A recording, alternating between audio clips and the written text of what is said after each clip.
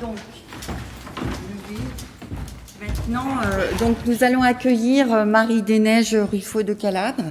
Donc, je vous explique un petit peu. Marie Desneiges est docteure en philosophie de la Sorbonne et de l'Université de Namur. Elle fait partie de plusieurs centres de recherche, dont notamment celui du Centre de recherche Information, Droit et Société de l'Institut de l'espace philosophique de Namur. Et ses travaux portent notamment sur les questions éthiques relatives à la sécurité, la défense et les nouvelles technologies ou les solutions numériques au sens le plus large, évidemment, comprenant l'intelligence artificielle. Ce qui nous a paru intéressant, de fait, c'était de questionner cette question de méthodologique, mais aussi des questions éthiques par rapport à ce qui a déjà été dit par rapport à mes collègues. Donc, je vais aller plus vite, finalement, et je vous montre en direct, si vous voulez, le titre sur lequel nous avons réfléchi avec Marie Desneiges, qui était qu'en management, on a ces questions, ces concepts d'augmentation, de maximisation, amélioration, mais parfois ça peut être très positif, mais d'autres fois, jusqu'où aller dans cette question du positif, de l'amélioration. Et pour ça, elle va nous proposer un questionnement sur quelle voie éthique pour le manager dans son rapport justement avec les solutions numériques et technologiques, et en particulier, bien évidemment, le système d'information. Comme l'a dit Martine Séville, aujourd'hui, ce n'est plus une fonction support, c'est une fonction qui est au cœur des choix de l'organisation, mais également, peut-être même, c'est pas forcément directement nos travaux sur la société civile. Donc, je laisse la parole maintenant à Marie Desneiges.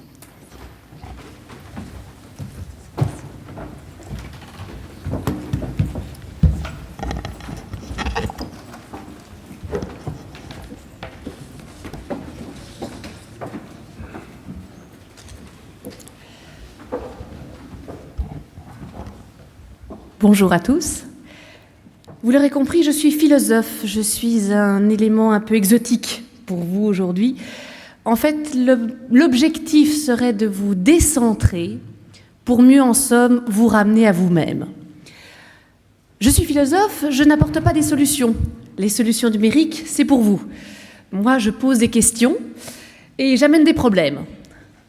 À vous, une fois ces problèmes posés, de trouver ce qui fera résonance, écho dans vos pratiques. Même si j'ai une petite idée, pour ceux qui s'endormiraient dans la première minute, retenez le titre de cette intervention, augmentation, maximisation ou amélioration, comme 3 approches possibles d'emploi de l'IA, des algorithmes, du numérique pour le manager. Autant de voies possibles, sachant que la meilleure sera la dernière, au niveau éthique. J'ai spoilé à présent pour ceux qui avaient envie de rattraper leur courte nuit. Vous pouvez le faire.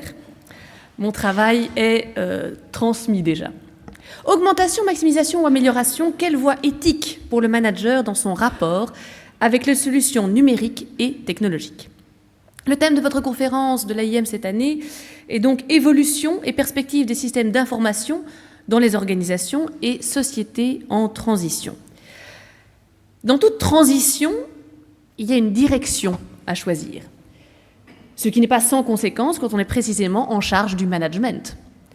Transition, évolution, information, organisation, tout cela appelle une direction. Vous voyez, on va surtout travailler sur le langage ici. Pour ceux qui font des LLM, vous ne serez pas très dépaysés en somme. Direction. S'il est une boussole imparable, si l'on souhaite ne pas perdre le nord, c'est bien la visée éthique. Où est l'éthos managérial quand on parle de management des systèmes d'information? Ces outils de gestion permettent-ils l'augmentation, la maximisation, l'amélioration ou carrément autre chose d'autre? Le vocabulaire, comme souvent dans le domaine du management, notamment celui de l'augmentation, est un emprunt à d'autres secteurs de la société. Parmi les secteurs particulièrement innovants, on peut citer celui de la défense qui m'est plus familier. Ainsi, la figure de l'homme augmenté n'est pas seulement un rêve pour les partisans du courant du transhumanisme, comme Ray Kurzweil, mais peut-être l'avatar futur du soldat sur le champ de bataille, surtout s'il doit faire face aux robots tueurs. L'officier, tout comme le manager, devra à l'avenir composer avec les nouvelles représentations de l'information, avec le big data, avec l'emploi de l'IA pour l'aide à la décision, ainsi qu'avec les nouveaux systèmes informatiques qui se profilent, à savoir les IA agents. Face à ces innovations, quelle serait la bonne attitude à adopter? L'abandon sans réserve, le rejet total ou encore la stricte indifférence? Quelles sont les voies qui s'offrent aux managers qui veulent non seulement bien faire, mais exceller dans leur métier? Ou, pour le dire en des termes que n'aurait pas renié Aristote, quelle doit être l'attitude du manager vertueux à l'ère du numérique? La question aujourd'hui n'est peut-être plus la même qu'il y a 1 ou 2 ans. Autrefois, nous aurions posé la question « La machine peut-elle remplacer l'humain ?» Et nous aurions répondu qu'une collaboration entre les deux est celle qui promet le meilleur résultat. Mais aujourd'hui, face d'une part au succès que remportent les IA génératives et la facilité de créer des IA agents, comparée au déclin des capacités cognitives de notre jeune génération, si on en croit en tous les cas les résultats des pays de l'OCDE au test PISA, nous serions presque tentés de poser la question inverse. Pourquoi l'humain devrait-il remplacer la machine? Pourquoi l'humain devrait-il remplacer la machine? La technologie ayant apparemment fait ses preuves, il semble que ce soit l'humain qui doive dorénavant démontrer sa compétence, s'il désire challenger les propositions de la machine. Or, pour parodier une grande philosophe, on ne naît pas compétent, on le devient. Devant la concurrence de la machine, devons-nous nous améliorer, nous augmenter ou encore nous maximiser grâce à ces outils de gestion? Devenir plus que ce que l'on est déjà, que ce que notre entreprise ou notre profession fait déjà, c'est partir de l'aveu que l'on est moindre au départ. Ne peut apprendre que celui qui reconnaît à l'origine qu'il ne sait pas, comme l'enseignait simplement Socrate. Ce manque apparent, cette vulnérabilité intrinsèque à l'humain et à toute forme de vie, est en réalité un espace nécessaire pour la croissance. C'est un faire de la place à l'avenir, en 2 mots. Cela ne va pas de soi.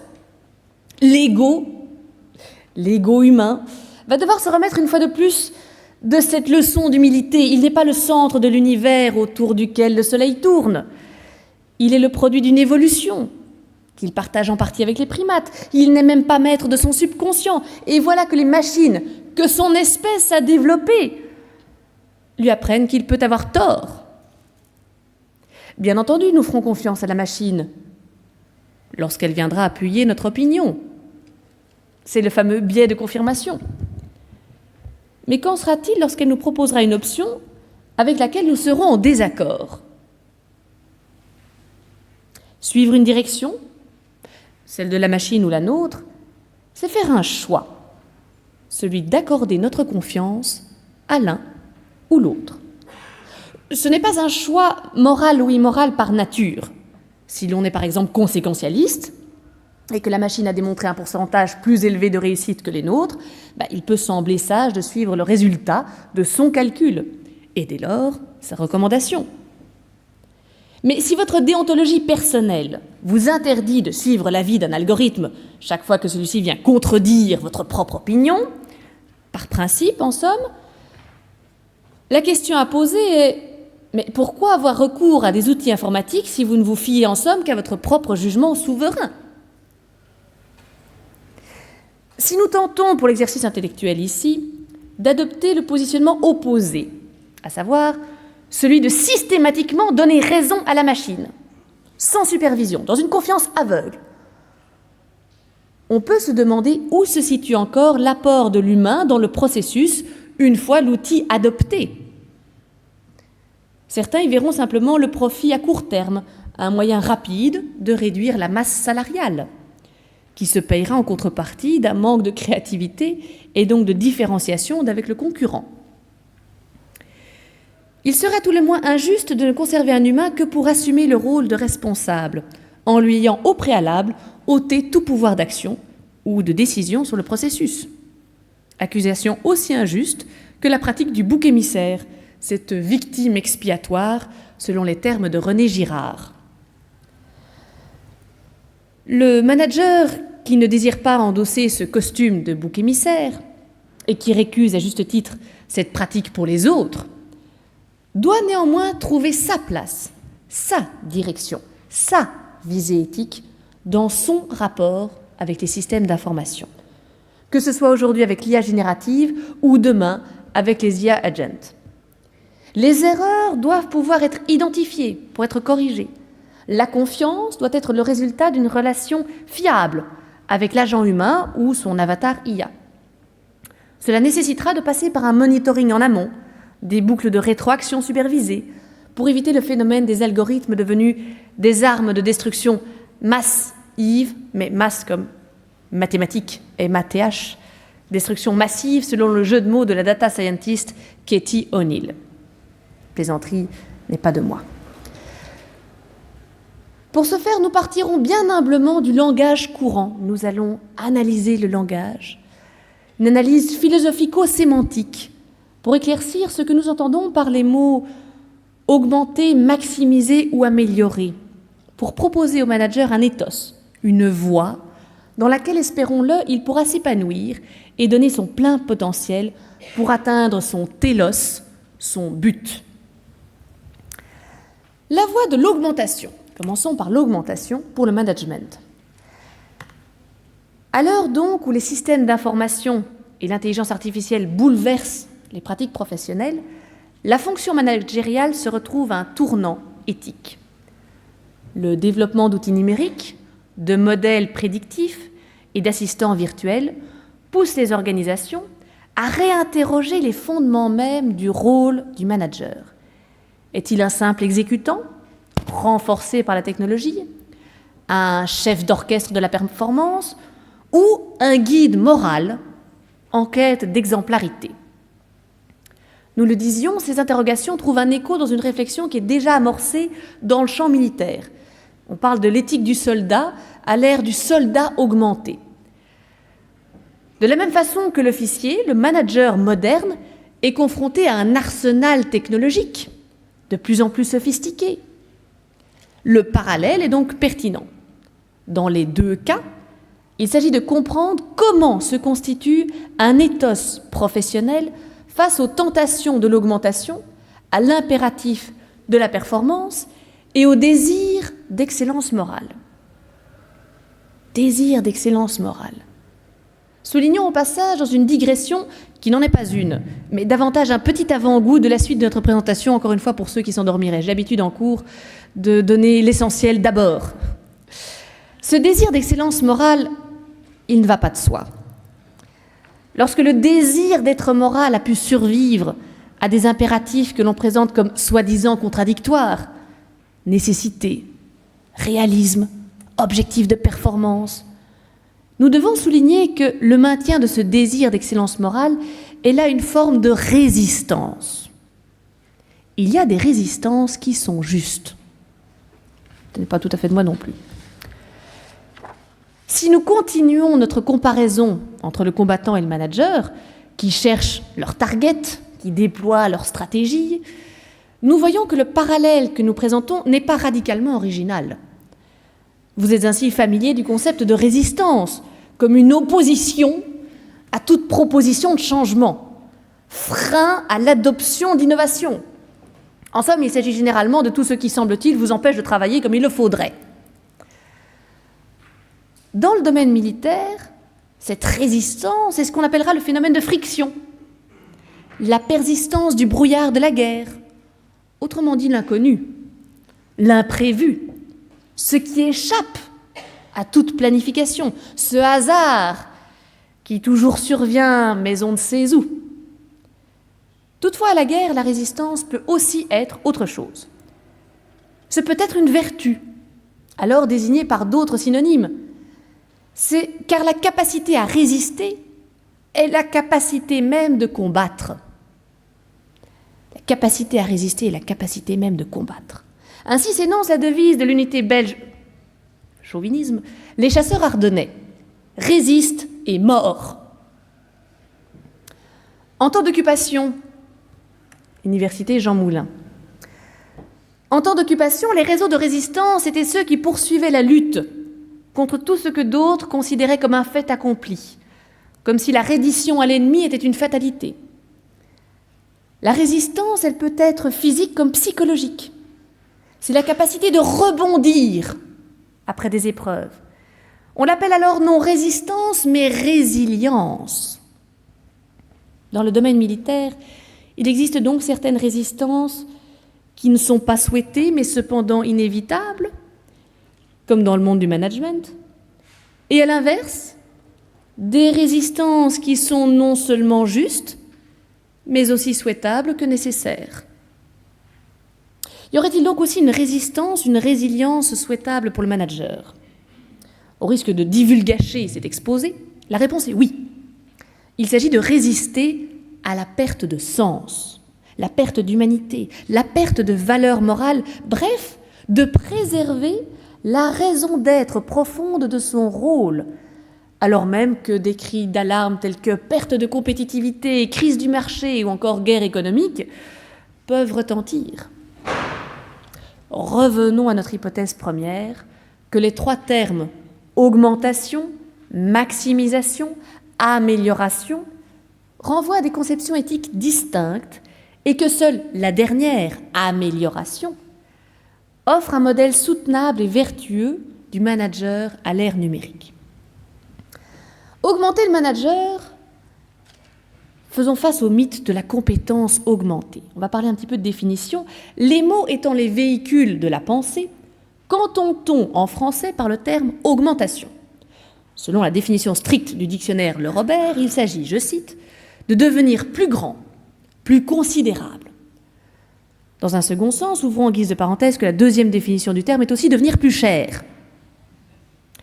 La coïncidence est à souligner car la proposition habituelle de créer un soldat augmenté ou un management augmenté ne signifie pas que l'on va augmenter leur salaire.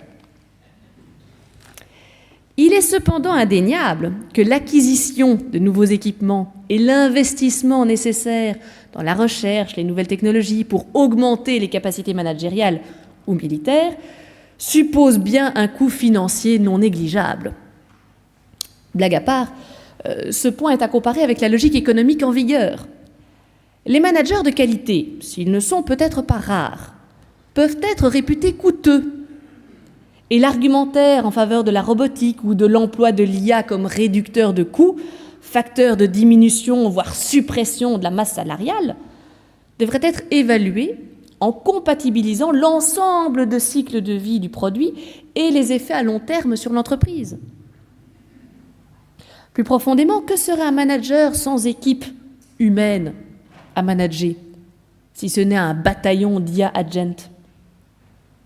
Pourrait-on ou peut-on encore parler d'équipe si les employés sont exclusivement gérés par un algorithme, paramétré sur leurs compétences individuelles, évacuant la raison d'être du manager d'assigner les tâches et les objectifs communs? Le management augmenté par IA signifie-t-il le C4 du manager humain? Je pose les questions, vous y répondrez. Je pose les questions, vous y répondrez. Cependant, cette facette financière n'est pas l'emploi ordinaire du terme augmentation dans le cas du management augmenté. Nous clôturons là cette parenthèse. Le terme augmentation est un mot de vocabulaire largement popularisé dans le discours du transhumanisme. Il désigne l'ajout de capacités nouvelles par le biais de la technologie.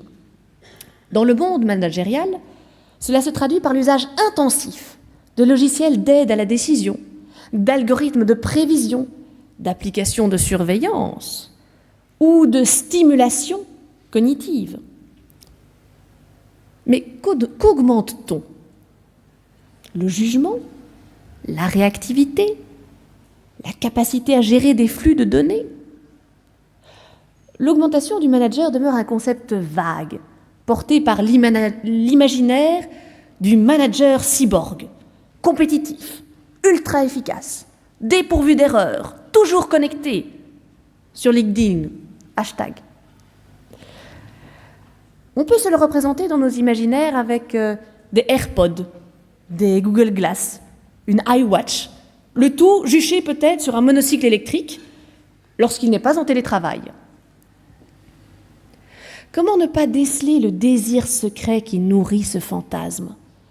Un humain qui puisse agir avec la régularité, la précision, l'aspect infatigable d'une machine. Désormais, ce fantasme est peut-être dépassé par la réalité. La machine elle-même n'est-elle, ne serait-elle pas plus adaptée?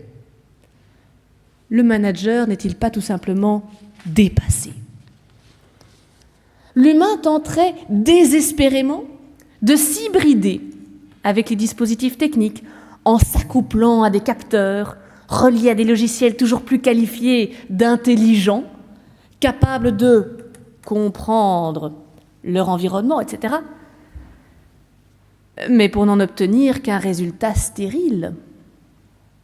Désormais, la machine est sans doute capable de faire tout en mieux.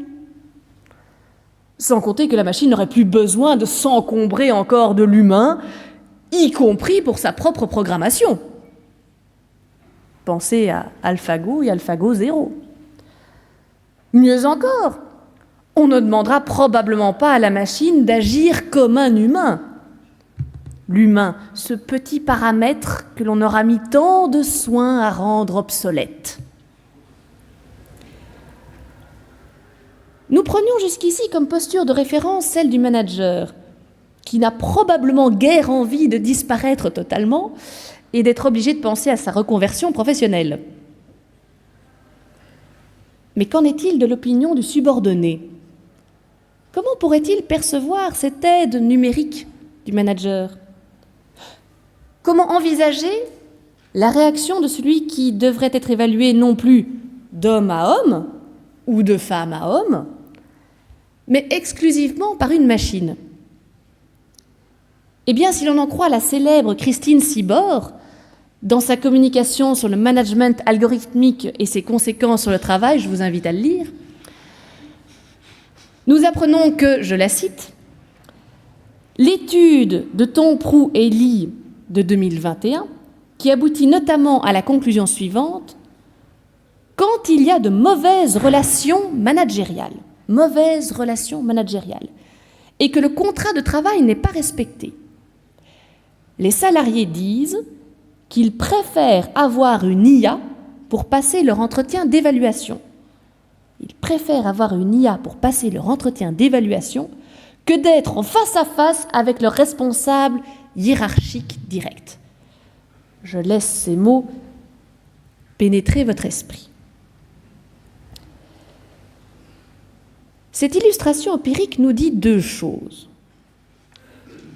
Tout d'abord évidente, un mauvais manager doit être remplacé. Ensuite, si remplacement il doit y avoir entre l'homme et la machine, il ne saurait avoir lieu qu'à la condition première de l'aveu de faiblesse de l'être humain en charge. D'abord, cet aveu de faiblesse. Autrement dit, le meilleur terreau pour le remplacement de l'humain, c'est lorsque la relation humaine est dysfonctionnelle. L'IA qui remplace le manager ne saurait remplacer un bon manager, seulement un mauvais. Bon, pour l'instant, sur le terrain, l'augmentation du manager ne semble pas prendre la voie du cyborg. On parle davantage de management augmenté par l'ajout d'outils informatiques toujours plus performants, tels que les algorithmes. Notre hypothèse alors est double, ou plutôt en deux temps. Tout d'abord, parler d'augmentation pour le management serait peut-être un terme inadapté pour refléter la réalité concrète du terrain. Il faudrait alors davantage parler de management maximisé, le deuxième grand terme de notre conférence pour l'instant. Management maximisé. En somme, une manière de manager qui pousserait à son maximum l'humain et la machine. Nous y consacrerons donc le deuxième temps de notre analyse. Ensuite, si cette première hypothèse n'est pas la bonne, à savoir donc que le terme « augmenter » est inadapté pour rendre compte de la réalité vécue sur le terrain, il est peut-être simplement prémonitoire.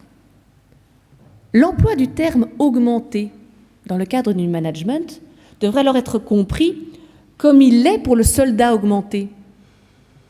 Plongeons dans ce cas dans la réalité ou la fiction portée par le projet transhumaniste de transformer l'humain pour comprendre les enjeux éthiques futurs qui se poseraient alors. Qu'est-ce que le projet transhumaniste d'augmentation ? Les transhumanistes proposent la figure du cyborg, de l'hybridation avec la machine pour créer des humains augmentés. Pourquoi ? Eh bien parce qu'ils considèrent que l'histoire avec un grand H va connaître un événement important, l'avènement de la singularité.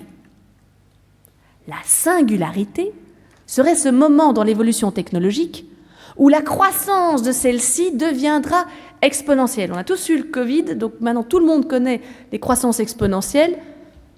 Ça n'a l'air de rien, et puis tout d'un coup, c'est irrattrapable.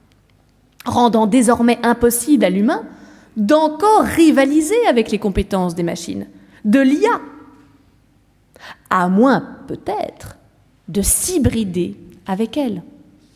En somme, si nous ne nous augmentons pas, nous disparaîtrions au profit de la machine. Telle est la perspective historique dessinée par la voie de l'augmentation. L'usage courant du terme « augmentation » dans le champ lexical des transhumanismes suppose l'obtention de modifications biocorporelles. Je vous emmène du côté des transhumanistes. Ces modifications sont obtenues par le biais de recherche médicale stricto sensu ou de biohacking, que l'on ait recours à des dispositifs médicamenteux ou robotiques, mais sous-entendu toujours non naturels, quelle que soit la notion de nature. Seraient donc, à contrario, considérées comme naturelles des techniques qui sollicitent les capacités d'adaptation intrinsèques au corps. Par exemple, la pratique régulière du sport ou la fréquentation de l'université pour le cerveau. Même si ces activités augmenteront la masse musculaire pour le sport ou la masse du savoir, je n'ose affirmer l'intelligence, pour celui qui fréquente l'université, il semble que parce que cet accroissement est obtenu de manière naturelle, c'est-à-dire lente et variable selon les individus, il soit inéligible à la catégorie des augmentations, du moins dans la pensée transhumaniste, semble-t-il. Percer l'augmentation telle que les transhumanistes la conçoivent ne précise pas de distinction éthique entre les techniques adoptées, pas plus qu'un référentiel précis pour comparer ce qui serait augmenté. En effet, par définition, augmenter suppose une comparaison par rapport à une situation ou une capacité antérieure. Or, ce qui relève notamment de la santé humaine, de ses capacités, est plus complexe qu'il n'y paraît. Ce qui est considéré comme normal pour un individu ne le sera pas pour un autre. Et ne le sera pas, ou plus, à une certaine période de sa vie, sans pour autant relever du pathologique, comme l'exposait Canguilhem. Il en va ainsi pour la taille. Si vous mesurez 50 cm à la naissance, c'est la norme. 10 ans plus tard, c'est un problème. Enfin, c'est pas un problème. Vous n'êtes plus dans la moyenne. Il en va ainsi pour la taille, la température corporelle, ou même les facultés visuelles. L'échelle Monnoyer va de 1 à 10, mais certains individus peuvent naturellement monter jusqu'à 20 sur 10. Alors, qu'est-ce qui se passe quand s'augmenter dépasse les bornes ? S'augmenter dépasse les bornes. Si un certain nombre de techniques visant à créer des individus augmentés sont l'œuvre d'une recherche médicale expérimentale, avec les garde-fous qui s'imposent, vous apprendrez que d'autres sont réalisées par un autre biais que le personnel médical.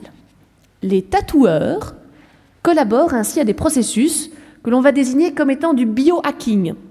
Ça permet aux individus de contourner les protocoles de prudence des médecins, en injectant par exemple des puces RFID sous-cutanées. Par exemple, vous pourriez ainsi imaginer un manager augmenté devant qui les portes s'ouvriraient automatiquement parce que son badge d'accès a été implanté dans sa main. Et pour ceux qui seraient un peu sensibles, cela pourrait encourager la fidélité envers l'entreprise, parce que changer d'emploi signifierait alors se faire opérer pour rendre son badge. Le biohacking peut aussi être le fruit de procédés d'auto-expérimentation pseudo-scientifiques, comme celui de Gabriel Licina. Je vous ai épargné les illustrations. Il est connu pour avoir reçu des gouttes à base de chlorine dans l'œil, dans l'espoir d'améliorer sa vision de nuit. Pour ceux qui n'ont pas l'âme sensible, vous verrez, ça lui donne des yeux noirs, c'est assez effrayant. Outre le danger encouru pour sa vision future, l'effet réel obtenu par Licina demeure controversé. Et il fut de toute manière temporaire. Qu'est-ce que ça nous dit ? L'envie de s'augmenter conduit certains à ne pas respecter les protocoles établis. Par curiosité ou envie de puissance notamment. Ce qui, même transposé au monde parfois impitoyable de l'entreprise, n'est pas sans poser des questions éthiques sur les conséquences de ces attitudes rebelles. Pour le dire autrement, est-ce que ce projet transhumaniste ne révèle pas chez ceux qu'il séduit une tendance à faire fi des limites, qu'elles soient physiques bien sûr, mais aussi peut-être légales, juridiques ou éthiques ? L'individu potentiellement augmenté devrait apprendre à vivre conformément aux prescriptions légales et éthiques correspondantes à sa situation. Le sens de la responsabilité découle de la prise de conscience de ses capacités nouvelles. À mes étudiants, je leur dis « relisez Spider-Man ». Le sens de la responsabilité découle de la prise de conscience de ces capacités nouvelles qui doivent être maîtrisées pour en garantir un bon usage. Le sentiment de puissance seul peut mener à des actions déréglées, téméraires et inéthiques. Le fait de savoir quelque chose grâce à vos systèmes d'information, est-ce que ça ne donne pas envie d'espionner ? Est-ce qu'on augmente ou est-ce qu'on répare ? L'augmentation peut aussi recouvrir des réalités différentes suivant les capacités initiales de l'individu. Pour le propos, divisons-les en deux groupes. Les personnes préalablement dites handicapées et les personnes dites valides ou ordinaires. Les personnes ordinaires se font plutôt implanter des dispositifs ou ingèrent des substances supposées accroître leurs capacités au-delà des facultés humaines communes. Acuité visuelle supérieure à 20 sur 10, agressivité décuplée, ou bien leur attribuer des capacités inconnues de la biologie humaine. Capteurs de radiation, contrôle de bras robotiques, puces pour entendre en couleur, etc. Ça existe, tout ça existe. Ces dispositifs peuvent être implantés ou non, ce qui n'est pas sans importance pour leur évaluation éthique. Au plus une modification est permanente, invasive, plus elle comporte d'effets secondaires, plus elle sera évaluée négativement. Les personnes dites handicapées peuvent aussi bénéficier d'augmentations par rapport à leurs capacités existantes et restaurer une capacité perdue, diminuée ou jamais expérimentée.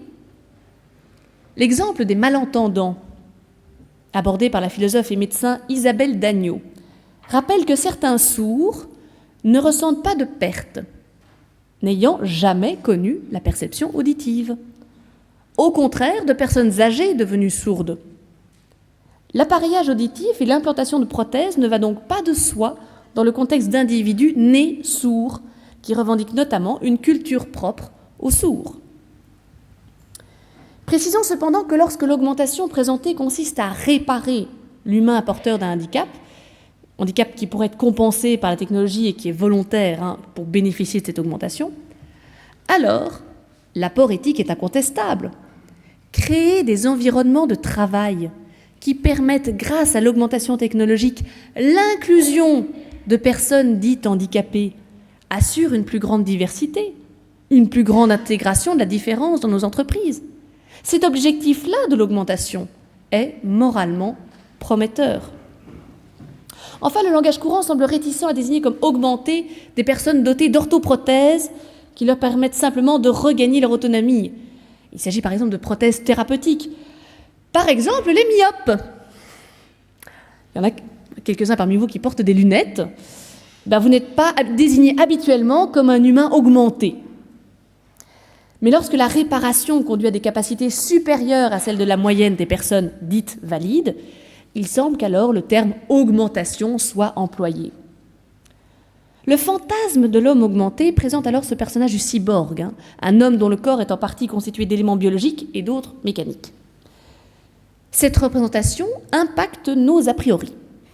Ainsi, un certain homme public a été, donc pas un politicien, un homme médiatique, désigné comme étant un cyborg, parce qu'il possédait des jambes artificielles. Vous le connaissez tous, c'est Pistorius. Pistorius concrétisait cette représentation imaginaire de l'homme augmenté, capable théoriquement de prouesses supérieures, parce qu'il avait réussi à se qualifier parmi les valides. Autrement dit, Pistorius, à l'origine handicapé, car né sans péroné et amputé, était capable, grâce à ses lames en carbone, de courir plus vite que d'autres humains possédant leurs 2 jambes. Ces prothèses en carbone ont ouvert la question du dopage technologique. Des rapports contradictoires avaient été émis sur l'avantage procuré par les lames. Avantagé ou non, cyborg ou non, Pistorius n'a pas gagné sa course aux Jeux Olympiques de Londres en 2012. En tout cas, celle parmi les valides. Les lames de course faisaient-elles de Pistorius un homme augmenté ? Certains le pensent, à tel point qu'ils sont habités par le désir d'une amputation volontaire pour obtenir en retour des capacités supplémentaires. Amputation volontaire. L'argument serait que la perte d'un membre fonctionnel mais non performant serait compensée par les capacités additionnelles fournies par la prothèse. Au-delà des amputations volontaires justifiées pour des motifs fonctionnels, ce type de désir nécessite souvent une prise en charge psychiatrique. On a pu voir certains tétraplégiques réclamer de participer à des études scientifiques qui permettraient la greffe de corps.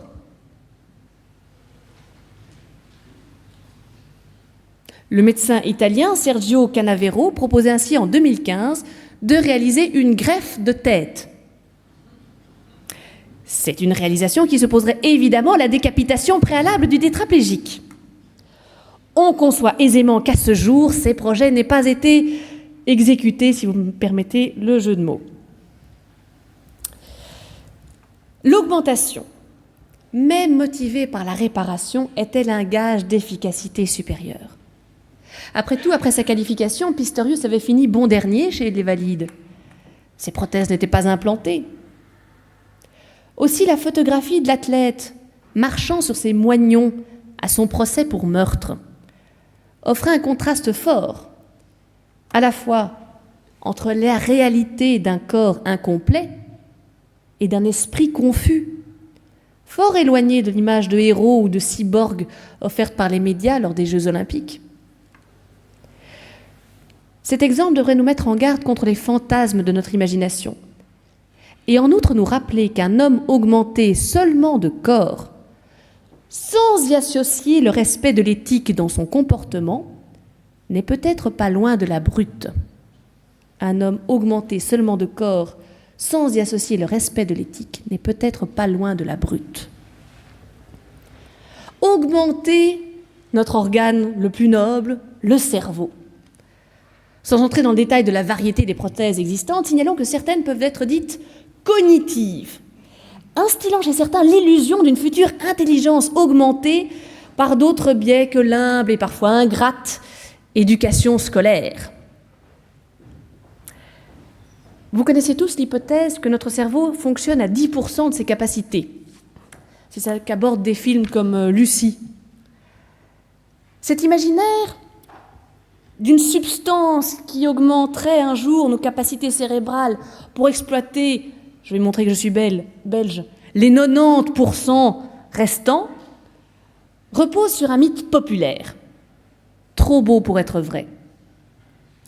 La réalité des dispositifs existants est tout autre et clôt les illusions.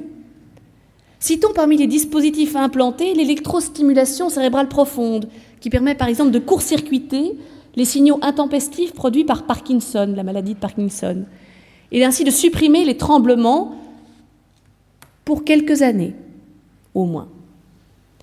Même si elle porte sur le cerveau et apporte une stimulation, cette intervention est sans impact sur le QI. Quant à imaginer des dispositifs technologiques, externes, nomades, qui augmenteraient notre savoir et notre mémoire, la réalité dépasse la fiction. Nous en disposons déjà tous. Ce sont les smartphones. Ils accomplissent cette tâche, bien d'autres encore. Pour les dispositifs médicamenteux, les pharmacies regorgent de compléments alimentaires, du magnésium au ginkgo biloba, à la poudre de ginseng, le tout sans ordonnance. La réalité des moyens existants pour augmenter les performances cognitives et leurs résultats réels demeure plus limitée que nos attentes illusoires et l'imaginaire populaire. Bon, cela étant dit, il n'est pas exclu qu'un jour, les avancées scientifiques issues des neurosciences permettent d'atteindre des réalisations qui ne sont aujourd'hui que des fantasmes. On peut penser aux nombreux hivers qui ont connu les technologies d'intelligence artificielle avant d'atteindre le niveau qu'elles possèdent aujourd'hui.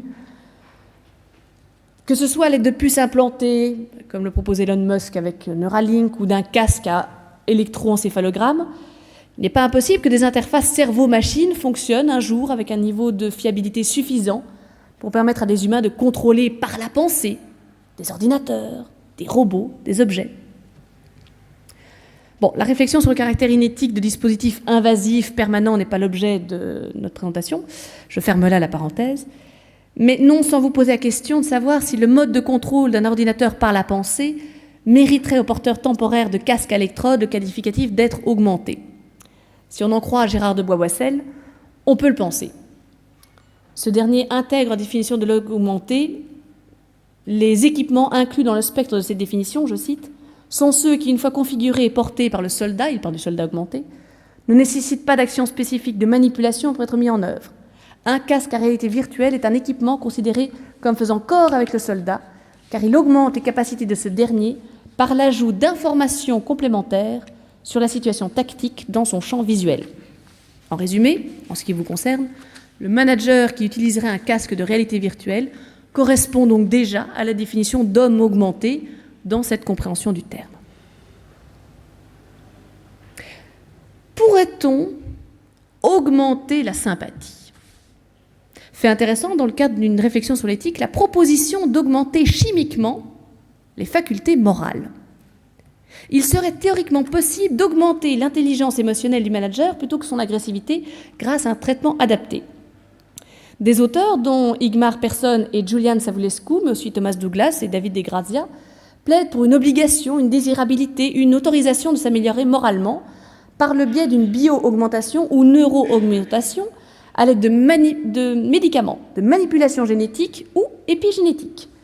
La bio-augmentation morale est ainsi définie comme une intervention sur le système nerveux ou les gènes précurseurs du système nerveux visant à rendre le phénotype ou le profil comportemental de l'individu plus altruiste, c'est-à-dire l'altruisme comme volonté de considérer les intérêts des autres comme égaux aux siens, et plus orienté vers la justice, comprise comme égalité de traitement des cas similaires par rapport à avant le traitement.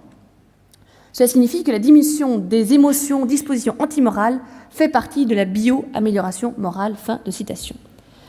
Cette proposition a fait naître un débat virulent chez les philosophes sur la pertinence d'utiliser ce type de moyens pour agir moralement, notamment sur la nécessaire persistance du libre arbitre, élément devenu certes fragile depuis l'avancée des neurosciences.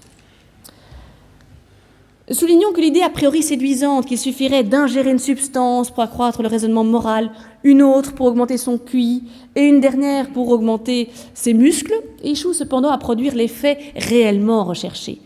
Obtenir un humain émotionnellement stable, résilient, rationnel, en n'offrant qu'une apparence extérieure de ses qualités, car si vous supprimez la substance, vous supprimeriez l'effet. L'importance de l'internalisation des compétences acquises est peut-être une clé pour la garantie d'un comportement éthique. Autrement dit, pour la persistance d'un ethos comme une disposition stable, un habitus moral, comme le présentait Aristote. Dans le domaine moral, à la différence du droit, la simple adhésion extérieure à une loi, à un ordre ne suffit pas, c'est ce qu'exposait Kant. Chez vous, on dit Kant. En exigeant l'autonomie, Emmanuel Kant requérait de l'individu qu'il n'obéisse qu'avec une bonne volonté pure. Toute motivation extérieure à cette volonté de reconnaître et poursuivre la loi morale empêche le sujet d'être libre et donc d'être moral. Pour le dire plus simplement, parce qu'on a déjà 30 minutes d'exposé, un comportement qui n'a que l'apparence de la moralité ne l'est pas. Tandis qu'un comportement qui respecte strictement la loi suffit pour ne pas commettre un délit. C'est pour ça que la morale est plus exigeante que le droit. Ce tour d'horizon de la compréhension de ce que pourrait être un homme ou une femme augmenté, de ce qu'il ou elle ne serait pas, nous a quelque peu éclairé sur l'application problématique de ce concept au monde managérial, tout en répondant aux a priori que nous aurions sur ces techniques et leur portée réelle. Entre tentation de curiosité, envie de puissance personnelle, troubles psychiatriques, trucage des mots, pour désigner une réalité moins brillante que prévue, la voie de l'augmentation du manager dans sa version transhumaniste ne correspond pas vraiment aux valeurs morales d'une entreprise non seulement soucieuse de son image et de sa réputation, mais aussi consciente de sa responsabilité sociétale. Plutôt que de s'augmenter, ne faudrait-il pas plutôt chercher à donner son maximum ? Le dictionnaire Le Robert, précédemment utilisé, nous donne comme définition de la maximisation le fait de porter à son maximum, comparé à l'augmentation qui prétend strictement porter les capacités au-delà de ce qui serait le maximum atteignable par le genre humain. Pas évoquer la question du burn-out, mais bon. Il semble que la recherche de la maximisation soit accessible à l'humain, pour autant que sa volonté coopère.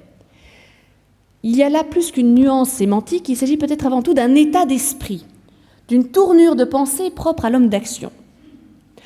Pouvoir tirer parti de l'existant, plutôt que de se focaliser d'abord sur les manques, sur les faiblesses, sur l'inadaptation humaine, comme le présupposent des transhumanistes, pour défendre la nécessité de s'augmenter, c'est avant tout décider d'agir, malgré tout, en usant de ce qui est déjà à disposition, y compris les innovations. Comment cela pourrait-il se manifester ? Imaginez un jeune manager intermédiaire, prometteur, qui déclinerait une offre et une mission parce que la culture de cette entreprise-là suppose une consommation intense de caféine dans l'espoir d'être plus performant.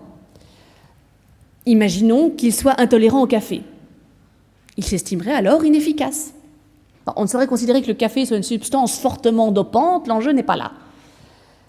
Dès lors qu'un employé, fût-il manager, considère que ses capacités dépendent d'une substance ou d'une technologie, nous découvrons l'effet pervers des théories de l'augmentation. Elles provoquent chez le sujet une aliénation, au sens de perte d'indépendance et d'autonomie de sa capacité d'action. Car pour qu'il y ait augmentation, il faut au préalable une perception défaillante de l'humain, le sentiment d'une fragilité excessive, d'une incapacité première, et donc une mise en léthargie de l'audace. Ainsi, l'augmentation, qui nous était difficile de définir jusqu'ici, apparaît par contraste avec la maximisation comme toute autre chose qu'une technique, et encore moins qu'une éthique. L'augmentation se révèle une théorie, une tournure de pensée qui impacte les capacités de décision et qui peut être incompatible avec la réalité du terrain. La pire décision est celle qui cède à l'anxiété, cette fameuse peur qui fait vendre tout et surtout n'importe quoi, qui revient à ne pas agir du tout, ou trop tard, ou de manière désordonnée, autrement dit à rater l'opportunité. Cette recherche de certitude, de perfection, ne correspond pas à la réalité du terrain, où l'on est amené à décider par définition dans des situations d'incertitude. La maximisation, c'est porter ses capacités non pas jusqu'à un au-delà fantasmé, plus fantasmé que réaliste, mais faire croître ses propres potentialités à travers une mise à jour de ses connaissances, de ses habiletés techniques, la progression de sa bienveillance, de son sens de l'humain, bref, veiller à sa propre formation continue, plutôt que de croire en l'existence de solutions miracles valables par tous, pour tous, partout. Ce qui a été acquis lentement par la formation doit être maintenu ou accru par une pratique régulière, durable dans le temps. Ce seront les acquis de l'expérience. Cette approche-là est forcément moins dommageable pour l'éthique du manager.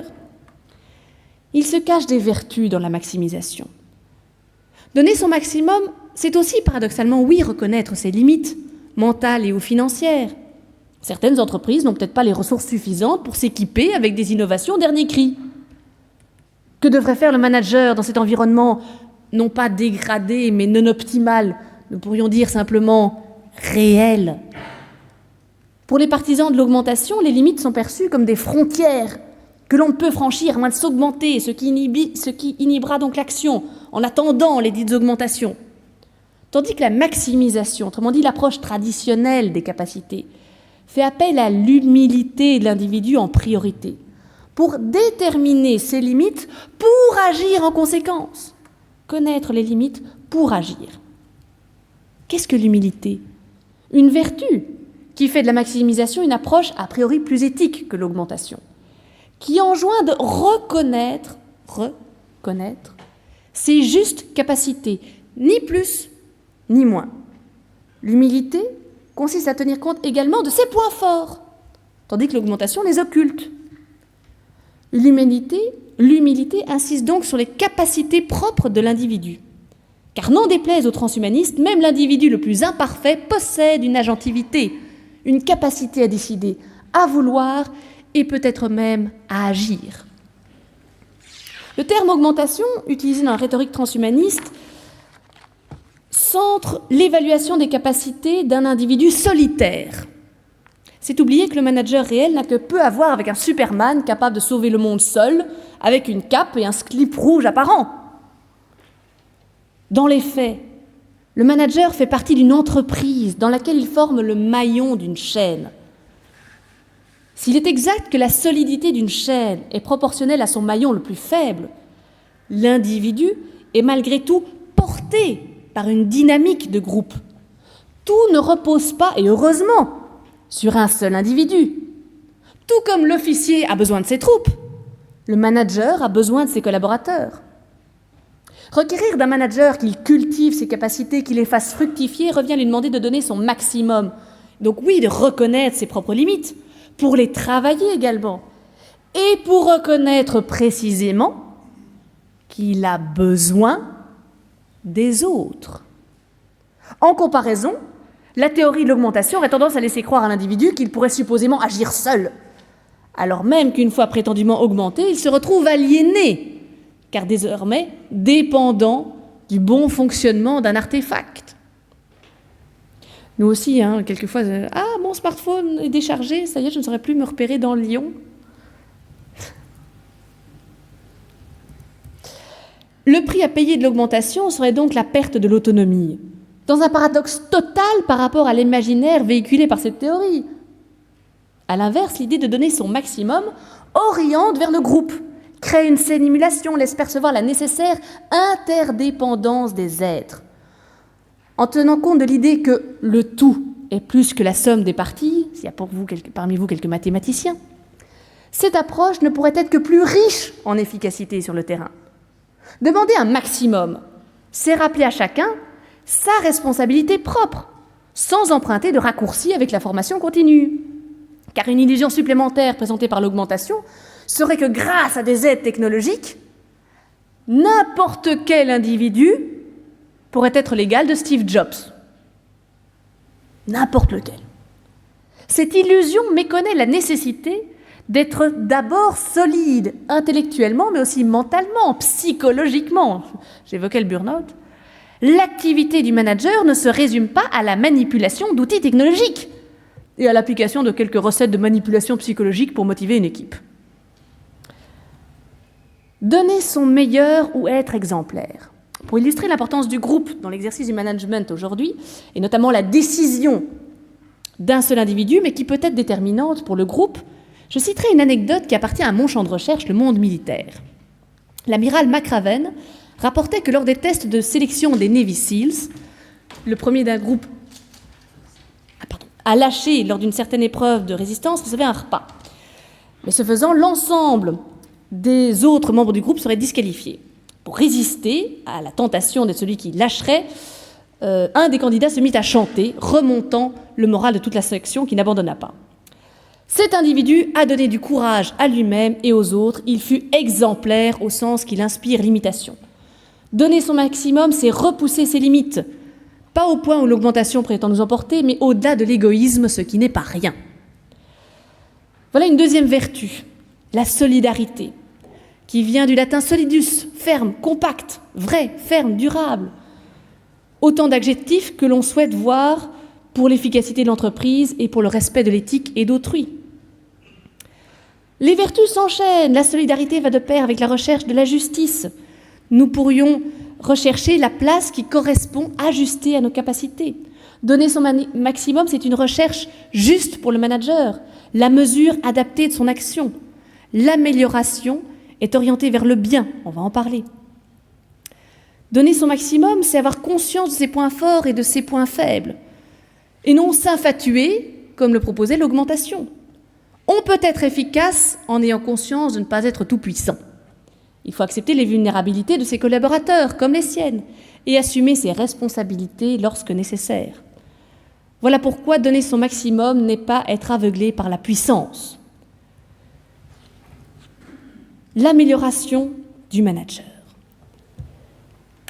L'amélioration est, je cite, l'action de rendre meilleur, de changer en mieux, d'être plus satisfaisant. La maximisation supposait déjà de déployer la vertu d'humilité, d'appliquer un ensemble de vertus reliées les unes aux autres. La voie de l'amélioration intègre une dimension morale plus explicite. Il n'est pas certain que ceux qui recherchent le maximum perçoivent toujours clairement l'ensemble des vertus qu'il faudrait pratiquer, tandis que l'amélioration est de facto une voie éthique. Au plus je pratique une activité, au plus je deviens bon, meilleur, j'excelle. La différence est sémantique. Si on n'est pas opposé à la pratique de la vertu dans la maximisation, l'exercice d'un certain ethos se heurte au champ sémantique de la performance, qui serait calculable, mesurable précisément, tel des KPI. La vertu, elle se situe au juste milieu, pour reprendre la position éthique aristotélicienne. Ces actions-là ne sont pas calculables, comme le seraient les conséquences de nos actions selon les utilitaristes. Ces deux traditions, que sont l'aristotélisme ou l'utilitarisme, se traduisent par des approches différentes. L'amélioration est davantage compatible avec l'éthique aristotélicienne, qui suppose un agent vertueux qui fait le choix des justes moyens. Cependant, la vertu, si elle est mesurée, est non mesurable. Il est donc difficile de l'évaluer extérieurement. La voie de l'amélioration n'est pas plus mesurable que celle de la vertu. L'amélioration peut être infinie. L'augmentation suggérait un seuil entre qui serait augmenté et qui ne serait pas. Celui qui s'améliore n'a jamais fini. L'amélioration n'est pas synonyme de perfection, c'est une recherche. S'améliorer, c'est chercher à bien agir, choisir une finalité, un télos vers lequel orienter son existence, plutôt qu'un objectif fini, un seuil à passer, comme dans l'augmentation.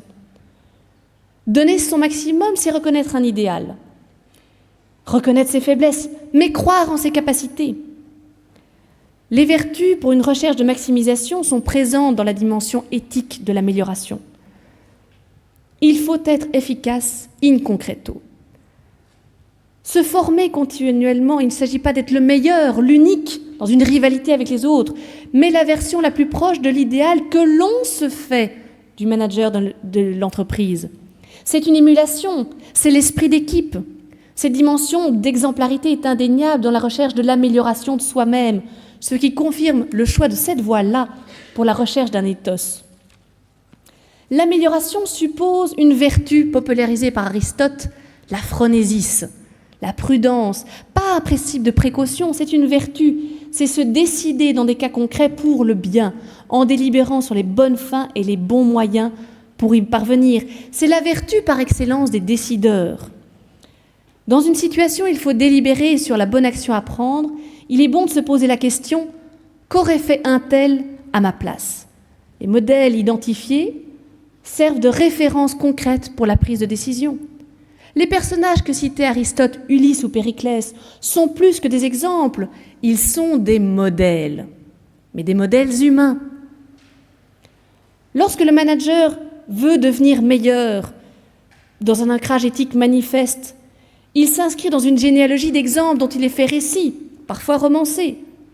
Que l'on préfère se demander ce qu'aurait fait Henry Ford, Xavier Niel ou même Mark Zuckerberg appartient au libre choix de l'individu. L'important est d'associer sa réflexion et sa motivation à un personnage, au héros que l'on s'est choisi. La vertu n'est pas innée, mais elle est accessible à tous qui aspirent à la pratiquer.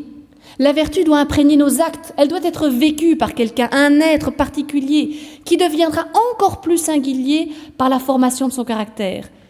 Cette formation, c'est l'éducation. Cette formation de l'esprit est aussi celle du cœur, pour répondre aux défis éthiques qui se présentent dans l'entreprise, mais aussi dans sa propre existence.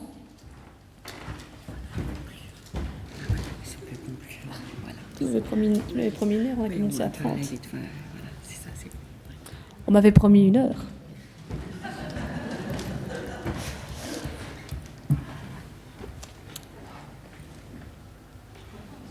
Du coup, c'est beaucoup plus difficile. Bon, résumons. Augmentation, maximisation, amélioration. Nous avons démystifié l'augmentation, nous avons montré ses limites, son aliénation. Nous avons montré la maximisation, rapidement, la maximisation avec le risque de la performance qui serait détachée de l'éthique. Voilà pourquoi l'amélioration venait vous orienter vers le choix d'une finalité envers le bien. Nous avons donc des limites à l'augmentation. L'augmentation réduit l'humain à une interface à un prolongement de système qui gomme le discernement moral. Le manager ne saurait être parfait. Nous avons une idéologie de la performance, bien sûr, mais le manager est plus qu'un simple calculateur. La justesse ne se résume pas à l'efficacité.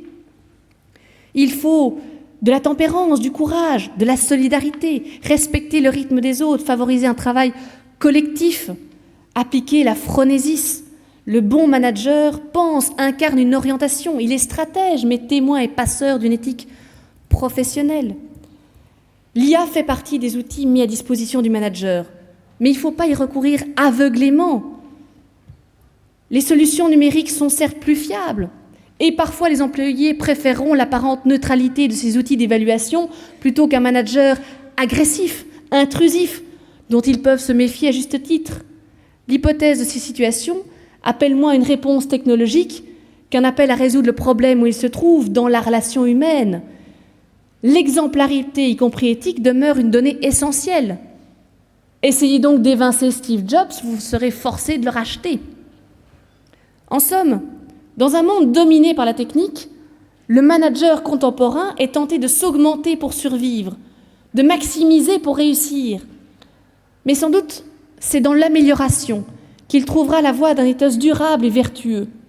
Inspiré par le modèle de la phronésis antique qui délibère à la fois sur les fins et sur les moyens, toujours en vue du bien, attentif à ses limites et à celles des autres, le manager éthique de demain ne sera ni un surhomme, ni un calculateur froid, mais un acteur moral, conscient et réfléchi, s'il est fidèle à une finalité, le bien commun. Merci. Merci beaucoup. Merci. Très bien. Merci beaucoup pour ce regard très critique, finalement, des approches et des solutions numériques et technologiques. Donc, on va peut-être prendre tout de suite des questions de la salle, sachant que nous étions donc par rapport à ça sur cette question des évolutions et perspectives aussi des systèmes d'information. Donc, finalement, par rapport à ça, est-ce que le public aurait des questions sur comment se positionner sur ces évolutions méthodologiques par rapport au concept d'augmentation, amélioration et tout ce que vous nous avez expliqué d'un point de vue philosophie critique. Je vous écoute pour vos questions.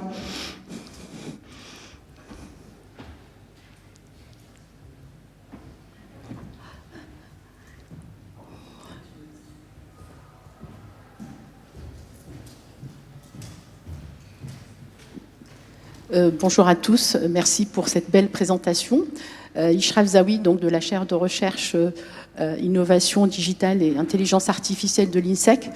Alors, j'ai écouté avec beaucoup d'attention et d'intérêt ce que vous dites.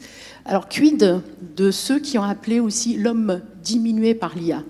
Et là, je fais référence à l'ouvrage de Marius Bertolucci qui en parle. Est-ce que vous le mettez dans ces biais ou dans cette éthique? Parce que là, on était dans les augmenter, maximiser, etc. L'homme diminué, vous le mettez où? Eh bien, comme conséquence de la recherche de l'augmentation, c'est de l'aliénation. L'homme devient diminué par l'IA parce que justement, il perd son habitus. Il perd son habitude de faire autrement, de résister, finalement d'être rustique quand la technologie lui échappe ou est indisponible tout simplement. Et donc comment faire dans des environnements entre guillemets dégradés quand l'IA n'est plus là? On ne sait plus faire. On ne sait plus faire, on a perdu cette souplesse. Alors, à tort ou à raison, est-ce que notre société a tort de ne pas conserver ses capacités. Il faut savoir qu'il y a une donnée biologique là derrière aussi. La vie essaie d'en faire le moins possible, enfin de croître, mais avec un minimum de consommation d'énergie. Donc tout ce qui peut nous soulager, on le prend. Si y avait des Segway partout, on les prendrait, on ne marcherait plus. Mais ce faisant, nous n'aurions plus de muscles. On le voit dans l'espace, hein, on n'a plus besoin de ces muscles. La masse musculaire des astronautes fond à une vitesse considérable. Le corps ne conserve pas ce qui ne lui sert pas. Et donc c'est une conséquence, je dirais même naturelle, que si nous n'utilisons plus notre cerveau, eh bien il devient incapable, comme rouillé, on va dire mis au repos. Et donc c'est une conséquence de l'emploi peut-être excessif de l'IA, qu'on n'est plus capable de faire sans. Et donc on devient dépendant. Finalement, il n'y a rien de nouveau sous le soleil depuis la dialectique du maître et de l'esclave, hein. C'est Hegel qui disait déjà, dès lors que j'utilise quelqu'un d'autre pour faire à ma place, qui est le maître et qui est l'esclave? Je deviens esclave de l'IA, je deviens dépendant, je deviens aliéné. Alors est-ce que c'est une mauvaise chose ou pas une mauvaise chose? Est-ce que je veux de temps en temps me prouver que je suis encore capable de lire une carte, par exemple, à l'ancienne? Peut-être que le monde aussi, il y a une question sociétale plus large à se poser.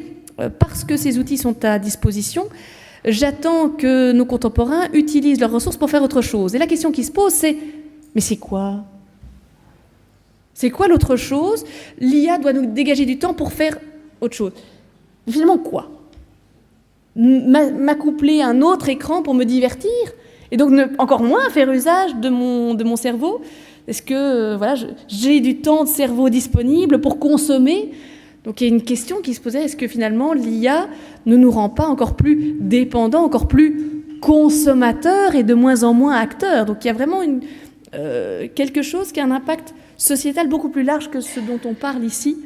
Et je pense que j'ai oublié l'auteur qui a rédigé La fabrique du crétin digital. Merci. Merci. Je pense que relire cet ouvrage, ou le lire pour ceux qui ne l'auraient pas encore lu, permettrait de répondre en partie à cette question et aux enjeux que ça pose.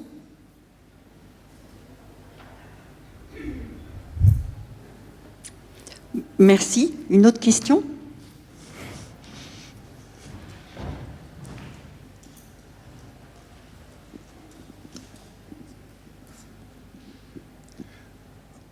Rebonjour Marie Desneiges, on s'était parlé hier et vous m'aviez beaucoup teasé sur la conférence, j'ai pas été déçu, donc Antoine Chollet de l'Université de Montpellier.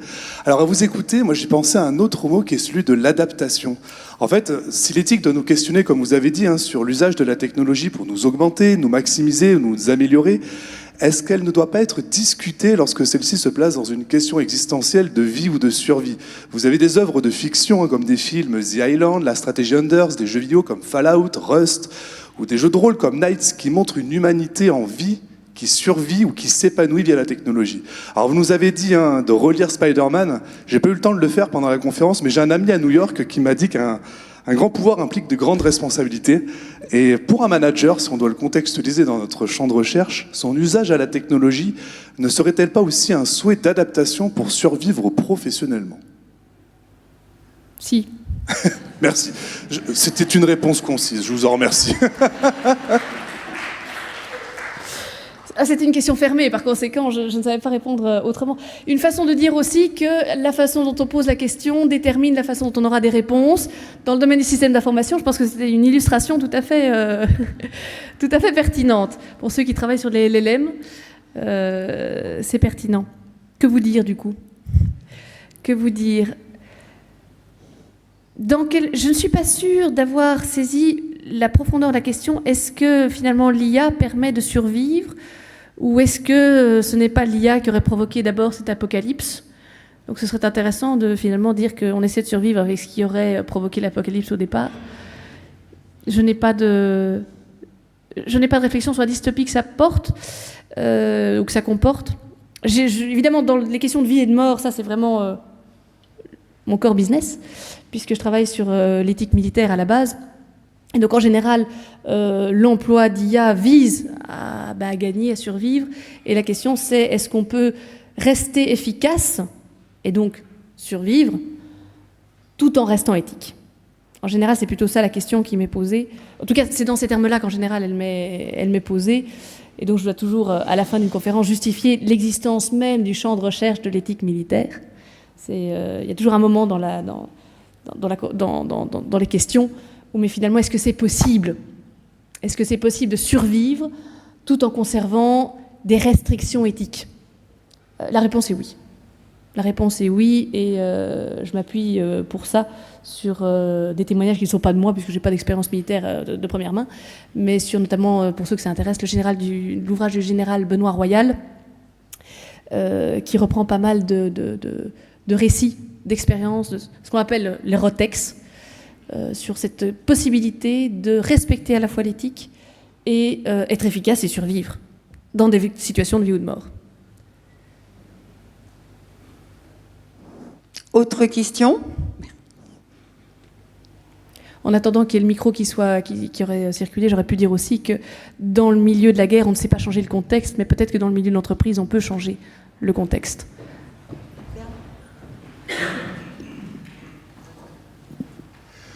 Merci, Bernard Fallery de Montpellier.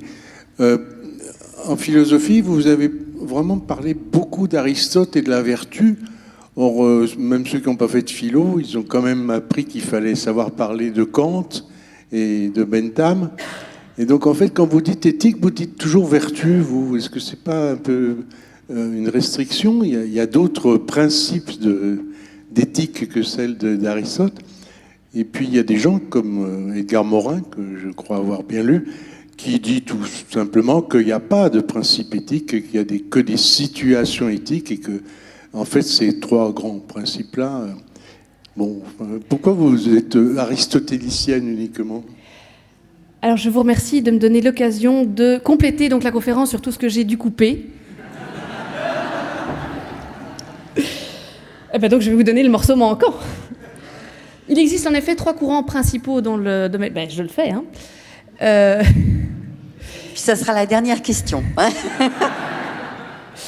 Donc il existe effectivement... Vous les avez Et cités, la réponse. Vous les avez cités très très bien. Il y a le courant conséquentialiste, dans lequel s'inscrit l'utilitarisme et donc effectivement Bentham.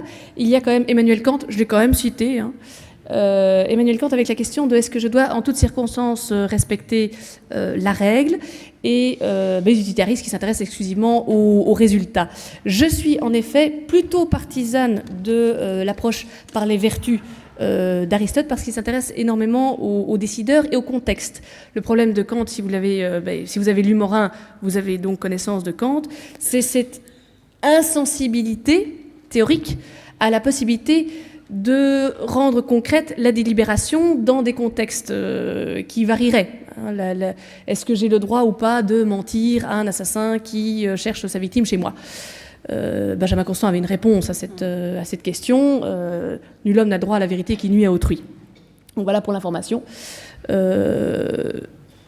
Kant ne laisse que peu de possibilités finalement à l'application in concreto de situations qui sont toujours à reprendre et difficiles. Il n'y aura que la règle. C'est pour ça qu'en général, on va plutôt classer la pensée de Kant dans la pensée morale, les règles universelles qui ne changent pas.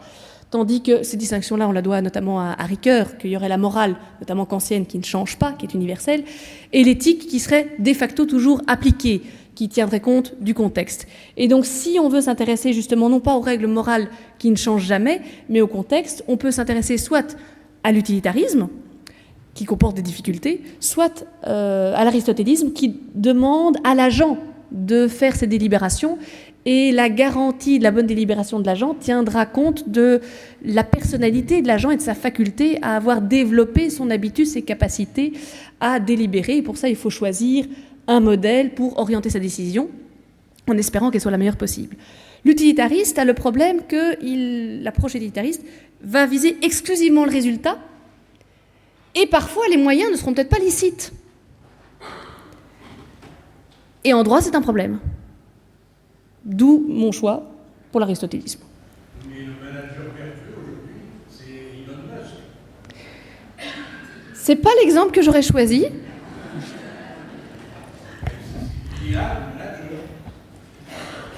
Eh bien, je suis ravie que vous me proposiez ce que je vais considérer comme étant un contre-exemple. La garantie que cette approche aristotélicienne fonctionne, c'est justement dans le choix du bon modèle que l'on se donne. Si on choisit, je vais devoir le faire, si on choisit comme modèle de gouvernement Joseph Staline, en considérant que c'est ça le modèle que vous voulez copier, je ne suis pas garantie de l'éthicité du résultat. Donc, pour se demander comment est-ce que je dois me guider, je dois choisir un modèle que je considère comme étant vertueux. Le modèle vertueux proposé par Aristote était Ulysse, était Périclès, un stratège qui à l'époque avait bonne presse.